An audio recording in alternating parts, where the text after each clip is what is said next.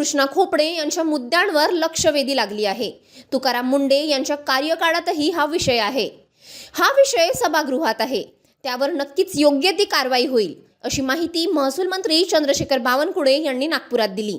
वाटतं की कृष्णा खोपडेजी जेव्हा सभागृहामध्ये होते महानगरपालिकेत तेव्हाचे काही विषय असतील तेव्हा त्यांनी तुकाराम मुंढेजी कमिशनर असताना काही त्या ठिकाणी आक्षेप त्या ठिकाणी कुठल्या कुठल्या कामावर असतील तर त्यामध्ये तेव्हाचा विषय घेऊन काही लक्षवेधी लागली असेल, आता मी ते बघितली नाही, पण मला असं वाटतं यात सरकार उत्तर देईल, सभागृहात उत्तर देईल आणि त्यांना धमकी आली असेल तर त्यांनी पोलिसला तक्रार करावी, पोलीस आणि शासन त्याचाही तपास करेल। पक्षाचे नेते काँग्रेसजवळ कोणताही मुद्दा उरला नाहीये, त्यामुळे आता ते वेगळ्या विदर्भाकडे वळल्याची टीका बावनकुळे यांनी केली।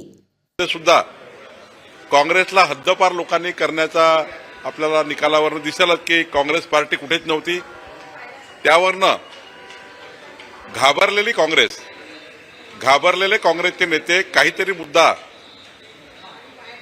जो त्यांच्या अजेंड्यावर कधीच नव्हता, वेगळ्या विदर्भाचा मुद्दा कधीच अजेंड्यावर नव्हता, पण घाबरून आता जनतेसमोर कुठला मुद्दा घेऊन जावा म्हणून आता वेगळ्या विदर्भाचा मुद्दा काँग्रेस पार्टी काढताय। पण हा मुद्दा भाजपाचा आहे, हा मुद्दा आमच्या अजेंड्याचा आहे, या मुद्द्यावर आम्ही काम करतो आहे।